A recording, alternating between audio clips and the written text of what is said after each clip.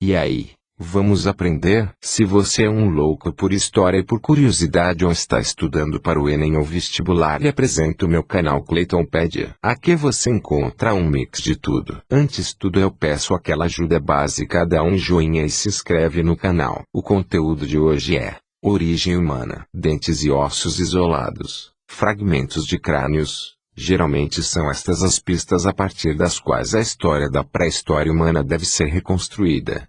Richard Leakey.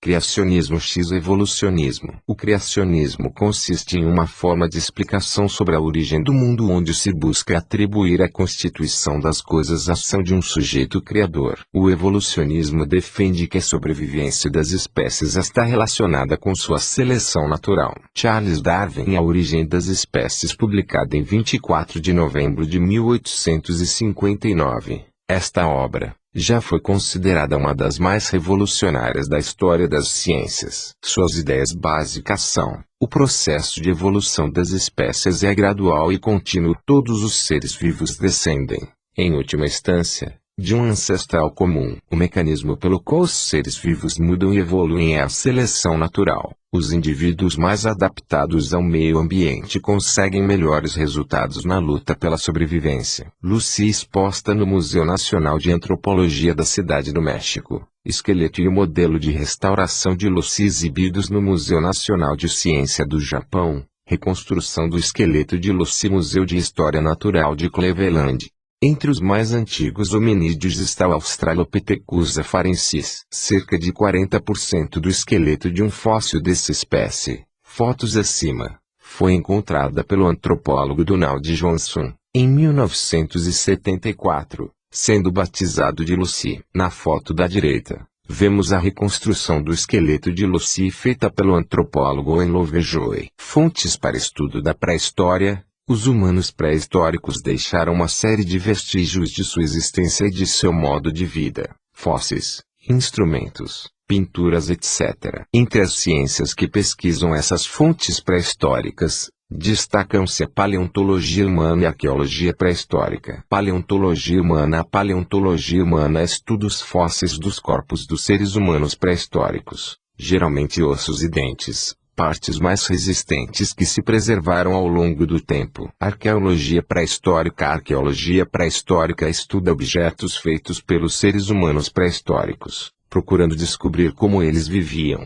Instrumentos de pedra e metal, peças, cerâmicas, sepulturas são alguns desses objetos. Hominídeos. Para muitos pesquisadores, foi no continente africano que surgiram nossos primeiros ancestrais, já que ali foram encontrados os fósseis humanos mais antigos. Da África, eles teriam de deslocado, aos poucos, para outras regiões da Terra: a Ásia, Austrália, Europa e América. Os cientistas chamam de hominídeos a família biológica da qual fazem parte os seres humanos atuais e seus parentes ancestrais. Na evolução do gênero humano é possível distinguir três etapas principais. Na primeira, certas espécies de antropóides adaptaram-se ao meio. Na segunda, o Homo erectus confeccionou utensílios e ferramentas, passo decisivo para o aparecimento, na terceira, do Homo sapiens, que, por sua capacidade intelectual, dominou o habitat. Os hominídeos constituíram uma família da ordem dos primatas cuja única espécie atual é o homem, Homo sapiens sapiens. Os fósseis indicam existência,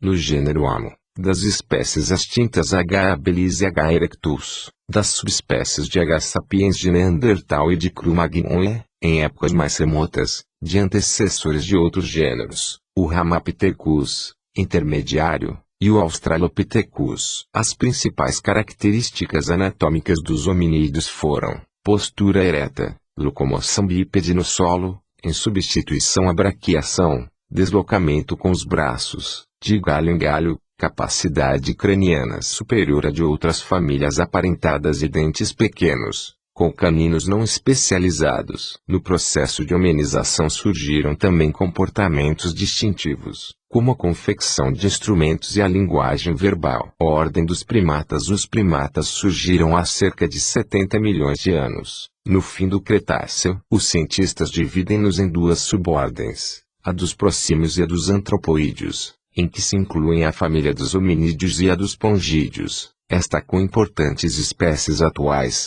gorila, chimpanzé, orangotango e gibão. Em relação a outras ordens de mamíferos, a característica fundamental dos primatas é sua morfologia pouco especializada, com alto grau de plasticidade funcional, suscetível de futuras especializações em cada subespécie. Pongídeos. Os macacos antropóides denominados pongídeos diferenciaram-se como grupo sistemático no Mioceno, há cerca de 25 milhões de anos. Como os fósseis dessa época não revelam estruturas tão especializadas quanto as das espécies vivas atuais, que têm braços longos e pernas curtas, há quem os suponha predecessores dos hominídeos, hipótese que ainda se discute. Para alguns cientistas, os dentes já muito especializados que se observam em alguns fósseis de antropóides não poderiam ter evoluído para a dentadura humana. Ancestrais do homem. Os primatas experimentaram um processo de adaptação que começou no Paleoceno, há cerca de 65 milhões de anos. Muitos constituíram linhas evolutivas que perduraram e, no conjunto, distinguiram-se os que podem ser considerados ancestrais do gênero humano. Assim, durante o Mioceno e o início do Plioceno, no intervalo de tempo de 18,4 milhões de anos que terminou há 5,3 milhões de anos, diferenciaram-se os hominídeos, família de antropóideos dotada de muitas peculiaridades evolutivas que a caracterizavam dentro de sua ordem. Ramapithecus. Em 1932 o paleontólogo inglês J. Lewis descobriu nas colinas de Siwalik, na Índia, restos de mandíbulas e dentes de um primata que apresentava caracteres evolutivos diferenciadores. O Ramapithecus, nome que se lhe deu, foi considerado elo entre os antropóides e os hominídeos evoluídos. Mas algumas teorias discordam da afirmação e associam esse gênero à evolução do orangotango. Australopithecus. Em 1924,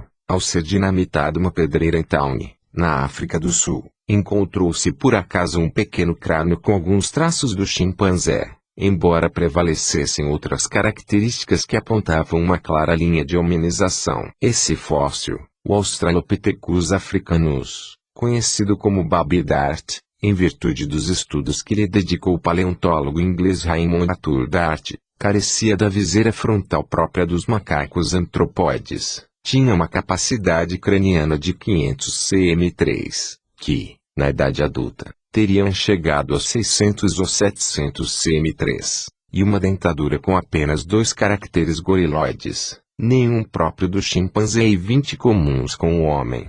Homo habilis. Em 1960 descobriram-se em Olduvai Gorge, na Tanzânia, uma mandíbula infantil com os parietais, uma clavícula e alguns ossos da mão e do pé, rodeados de objetos de pedra. Embora tais restos estivessem num nível de solo inferior ao de fósseis do Australopithecus robustus, seus traços anatômicos levaram à sua classificação dentro de uma nova espécie, mais evoluída, a do Homo habilis, assim denominado em 1964 por L.S. Beliakey. Os espécimes mais recentes de H. habilis têm aproximadamente 2 milhões de anos. Homo erectus. Em consonância com as teorias de Darwin, o naturalista alemão Ernst Haeckel já afirmava que certamente existiria um ser metade macaco, Pithecus, e metade homem, Anthropus. Em 1891, o cientista holandês Eugène Dubois procurou e achou em Trinil, na ilha de Java, o tipo que denominou Pithecanthropus erectus. Era um ser totalmente bípede,